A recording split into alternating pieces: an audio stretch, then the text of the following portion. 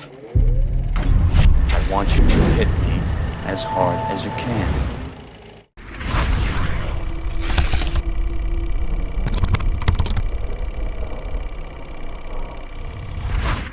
Hi, I'm Luke Ryan for JoBlo.com and welcome to Top 5 Movie Mistakes.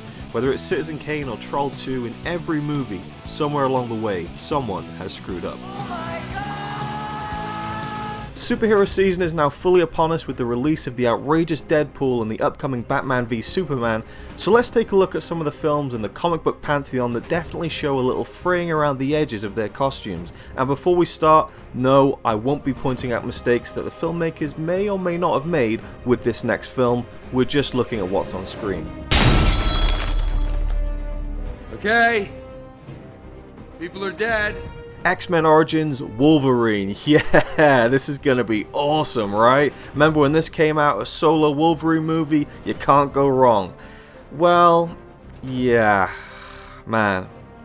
Where to even begin? Number 5. Towards the end of the film, Stryker, the man who made Logan into the Wolverine we all know and love, shoots his creation straight in the head.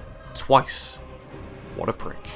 When Logan comes to, we see the 2 bullet wounds very clearly on his forehead, the wound on the right slightly above the one on the left. Yet when he sits up, in the very next shot, the 2 bullet holes are now completely level with each other.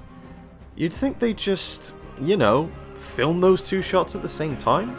Number 4. After Logan has gone through his transformation in the film, he takes a brief refuge at an old couple's farm, and the old man asks him to test out his motorcycle. They make a point of highlighting how the adamantium has made Logan much heavier on the suspension of the bike. Man, you're heavy. Yeah, I put on a little weight recently.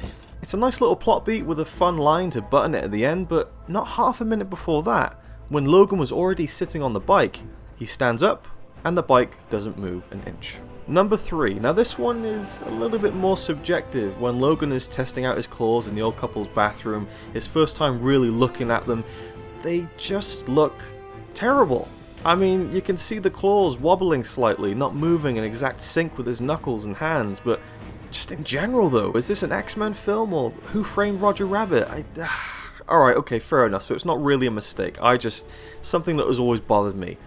How about another mistake? Okay, this one's easy. When we first see the old couple who own the farm, they're driving across a bridge down the road.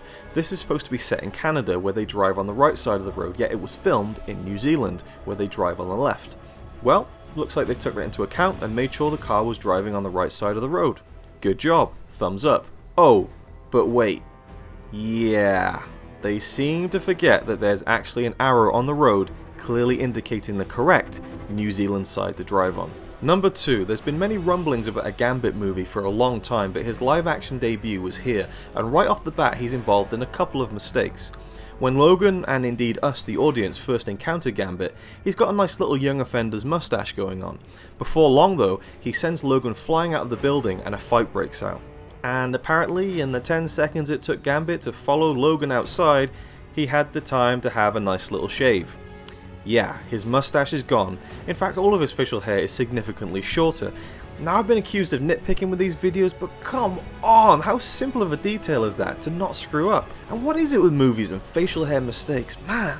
Number 1. So what is the most glaring mistake in X-Men Origins Wolverine? The one that makes me scratch my head more than the fact that we actually see Charles Xavier walking around as an old yet digitally smooth-faced Patrick Stewart when the timeline from X-Men First Class clearly shows he was paralysed at a young James McAvoy age, and yes, I'm also aware that this applies to X-Men 3 and by Days of Future Past, this is all meaningless anyway.